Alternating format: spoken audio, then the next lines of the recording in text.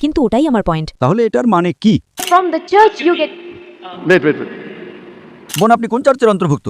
হ্যাঁ, আমি চার্চকে অনুসরণ করবেন না? যদি চার্চ না থাকতো আপনি যীশু খ্রিস্টকে জানতেন না। শুভ সন্ধ্যা ডক্টর জাকির, আমার নাম শাহ, আমি মনোবিজ্ঞানের ছাত্রী।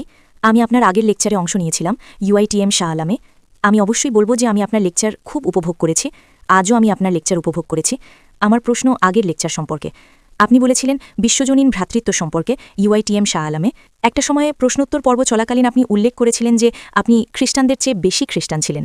এখন আমি নই, আমি যা জানি তা থেকে বলছি, একজন ব্যক্তি খ্রিস্টান হয় যদি তারা খ্রিস্ট ধর্মে দীক্ষা নেয় অথবা তারা যীশু খ্রিস্টকে তাদের ব্যক্তিগত রক্ষাকর্তা হিসেবে গ্রহণ করে, কেবল তখনই একজন ব্যক্তি খ্রিস্টান হয়। তো আমি শুধু জানতে চেয়েছিলাম ঠিক কিভাবে আপনি নিজেকে খ্রিস্টানদের চেয়ে বেশি খ্রিস্টান হিসেবে উল্লেখ করতে পারেন, এটুকুই। বোন একটি খুব ভালো প্রশ্ন জিজ্ঞাসা করেছেন। তিনি শাহ আলমে আমার কথা শুনেছেন এবং এখানেও তিনি একটি প্রশ্ন জিজ্ঞাসা করেছেন যে আমি বলেছিলাম যে আমি খ্রিস্টানদের চেয়ে বেশি খ্রিস্টান। তো আমি কিভাবে একজন খ্রিস্টান হতে পারি যদি আমি বাপ্তিস্মা না নিয়ে থাকি, যদি আমি বিশ্বাস না করি যীশু খ্রিস্ট ঈশ্বর? বোন, আপনি আমাকে সঠিক উদ্ধৃত করেছেন, কিন্তু আপনি আমার সম্পূর্ণ উদ্ধৃতি দেননি। আমি খ্রিস্টানদের চেয়ে বেশি খ্রিস্টান বলার আগে আমি একটি বিবৃতি দিয়েছিলাম, যদি খ্রিস্টান মানে এমন একজন ব্যক্তি যিনি যীশু খ্রিস্ট আলাইহিসসালামের শিক্ষা অনুসরণ করেন, তবে আমরা মুসলমানরা খ্রিস্টানদের চেয়েও বেশি খ্রিস্টান। সেটা বলার আগে একটি মানদণ্ড ছিল, যদি খ্রিস্টান মানে এমন একজন ব্যক্তি যিনি বিশ্বাস করেন যীশু খ্রিস্ট আলাইহিসসালামের শিক্ষায়, তবে আমি খ্রিস্টানদের চেয়েও বেশি খ্রিস্টান। এবং তারপর আমি বলেছিলাম যে বাইবেল বলে যে যীশু খ্রিস্ট আলাইহিসসালামের অষ্টম দিনে খতনাকৃত হয়েছিলেন। অধিকাংশ খ্রিস্টান খতনাকৃত নয়, সমস্ত মুসলমান খতনাকৃত।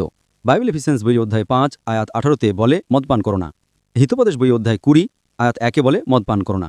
সামগ্রিকভাবে মুসলমানরা মদপান করে না, কিন্তু খ্রিস্টানরা করে। বাইবেল লেবী পুস্তক অধ্যায় 11 আয়াত 7 এবং 8-এ বলে শুকরের মাংস খেও না। দ্বিতীয় বিবরণ বই অধ্যায় 14 আয়াত 8-এ বলে শুকরের মাংস খেও না।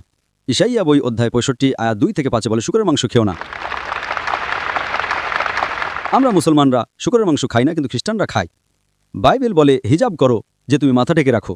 বাইবেল দ্বিতীয় বিবরণ বই অধ্যায় 22 আয়াত 5-এ বলে, প্রথম তিমথিও অধ্যায় 2 আয়াত 9, প্রথম করিন্থী অধ্যায় 11 আয়াত 5 এবং 6-এ হিজাব করো।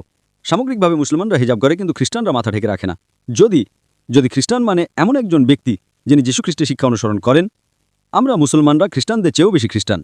কিন্তু ওটাই আমার পয়েন্ট। খ্রিস্টধর্ম মানে এমন একজন ব্যক্তি নয় যিনি খ্রিস্টের শিক্ষা অনুসরণ করেন, কারণ নাসরের যীশু একজন ইহুদি ছিলেন। তাহলে এটার মানে কি? তিনি ইহুদি হিসেবে জন্মগ্রহণ করেছিলেন, তিনি ইহুদি জীবনযাপন করেছিলেন এবং তিনি ইহুদি হিসেবে মারা গিয়েছিলেন। তাই আপনি যদি নাসরের যীশুর শিক্ষা অনুসরণ করেন, এটা আপনাকে খ্রিস্টান বানাবে না, এটা আপনাকে ইহুদি বানাবে, কারণ তিনি আপনাকে ইহুদি শিক্ষা দিয়েছিলেন।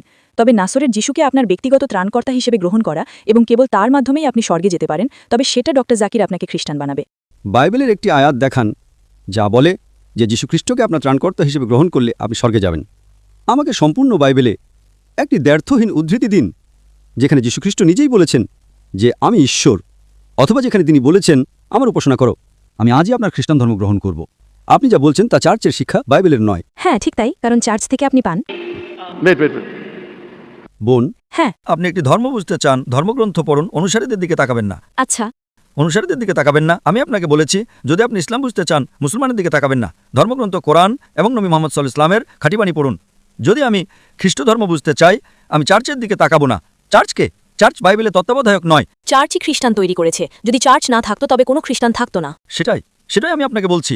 চার্চকে অনুসরণ করবেন না, অনুসরণ করুন যীশু আলাইহিস সালামকে। যদি চার্চ না থাকতো আপনি যীশু খ্রিস্টকে জানতেন না। তাই খ্রিস্টকে জানার জন্য আপনাকে অবশ্যই চার্চকে স্বীকৃতি দিতে হবে। বোন, খ্রিস্ট ধর্ম জানতে হলে আপনাকে বাইবেল পড়তে হবে, চার্চ নয়। দেখুন, আপনি কি জানেন কত ধরনের চার্চ আছে? বোন, আপনি কোন চার্চের অন্তর্ভুক্ত? আজ চার্চের 2000-এরও বেশি বিভিন্ন সম্প্রদায় রয়েছে। আপনাদের 2000 বিভিন্ন খ্রিস্টান রয়েছে। আপনি কি সেটা জানেন?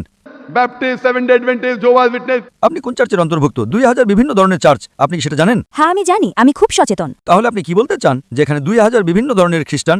হ্যাঁ, আমি সেই কারণে বোন, যদি আপনি খ্রিস্ট ধর্ম বুঝতে চান, বাইবেল পড়ুন। যদি আপনি যীশু খ্রিস্টের শিক্ষা জানতে চান, চার্চে যাবেন না, বাইবেলে যান। একটিও দ্ব্যর্থহীন উক্তি নেই সম্পূর্ণ বাইবেলে, যেখানে যীশু খ্রিস্ট নিজে বলেছেন যে আমি ঈশ্বর, অথবা যে আমার উপাসনা করো। সুতরাং যখন যীশু খ্রিস্ট বলেননি, যদি আপনি যীশু খ্রিস্টকে সর্বোচ্চ কর্তৃপক্ষ মনে করেন, যাকে আমি একজন রাসূল মনে করি, রাসূল চার্চের চেয়ে অনেক শ্রেষ্ঠ। সম্পূর্ণ বাইবেলে একটিও দ্ব্যর্থহীন উক্তি নেই যেখানে যীশু খ্রিস্ট নিজে বলেছেন যে আমি ঈশ্বর, অথবা যে আমার উপাসনা করো। হ্যাঁ, আপনার এই মনোভাবের কারণে 2000 বিভিন্ন চার্চ এবং 2000 বিভিন্ন ধরনের খ্রিস্ট ধর্ম রয়েছে। আপনি কোন খ্রিস্ট ধর্ম অনুসরণ করবেন? যদি আপনি ইসলাম অনুসরণ করতে চান, কোরআন এবং মুহাম্মদ সাল্লাল্লাহু আলাইহি ওয়াসাল্লামের খাঁটি হাদিস পড়ুন। যদি আপনি হিন্দু ধর্ম অনুসরণ করতে চান, বেদ এবং উপনিষদ পড়ুন। যদি আপনি খ্রিস্টান হতে চান, বাইবেল পড়ুন। যদি আপনি এইসব ধর্মগ্রন্থ পড়েন, আপনি এক সত্য ধর্মের কাছাকাছি যাবেন, সেই ঈশ্বর, এক ঈশ্বর, যার কোনো প্রতিমূর্তি নেই। সেই ঈশ্বর এক ঈশ্বর যার কোনো সন্তান নেই পিতামাতা নেই এবং যীশুখ্রিস্ট আলাইহিসসালাম গসপেল অফ জন অধ্যায় 16 আয়াত 12 থেকে 14তে বলেছেন, আমার তোমাদের অনেক কিছু বলার আছে, কিন্তু তোমরা এখন তা সহ্য করতে পারবে না। যখন সেই সত্যের আত্মা আসবেন, তিনি তোমাদের সমস্ত সত্যের পথে পরিচালিত করবেন। তিনি নিজের থেকে কথা বলবেন না, যা শুনবেন তাই বলবেন। তিনি আমাকে মহিমান্বিত করবেন। আচ্ছা, এখানে যীশুখ্রিস্ট আলাইহিসসালাম শেষ এবং চূড়ান্ত রাসূল নবী মুহাম্মদ সাল্লাল্লাহু আলাইহি ওয়াসাল্লামের আগমনের কথা বলছেন। তাই তিনি সবাইকে বলছেন শেষ এবং চূড়ান্ত রাসূলকে অনুসরণ করতে, কিন্তু আপনারা অনুসরণ করতে চান না। কারণ যদি সবাই শেষ এবং চূড়ান্ত রাসূলকে অনুসরণ করে, তাহলে কে চার্চকে অনুসরণ করবে? যীশুখ্রিস্ট কখনো বলেননি চার্চকে অনুসরণ করো। বাইবেলের কোন আয়াত সেটা বলে? বাইবেলের কোন আয়াত? তাই আপনাকে যা বুঝতে হবে, যীশুখ্রিস্ট আলাইহিস সালামের শিক্ষা পড়ুন। যে কেউ আপনাকে দূরে নিয়ে যেতে চায় যীশুখ্রিস্ট আলাইহিস সালাম থেকে, সে ভালো নয়। সেই কারণে আমি বলেছিলাম যে যদি খ্রিস্টান মানে এমন একজন ব্যক্তি যিনি যীশুখ্রিস্ট আলাইহিস সালামের শিক্ষা অনুসরণ করেন, আমি খ্রিস্টানদের চেয়েও বেশি খ্রিস্টান। যীশুখ্রিস্ট খতনাকৃত ছিলেন, আমি খতনাকৃত। এর মাঝখানে এখন চার্চের কি করার আছে? যীশুখ্রিস্ট বলেছেন ওল্ড টেস্টামেন্টের সমস্ত আদেশ মেনে চলো। ওল্ড টেস্টামেন্ট বলেছিল শুকরের মাংস খেও না, তবুও চার্চ বলে শুকরের মাংস খাও। আপনি কাকে অনুসরণ করবেন? কে শ্রেষ্ঠ, যীশুখ্রিস্ট নাকি চার্চ? সেই কারণেই যে কোনো ধর্ম বুঝতে ধর্মগ্রন্থ পড়ুন, আপনি সেই ধর্মের কাছাকাছি যাবেন।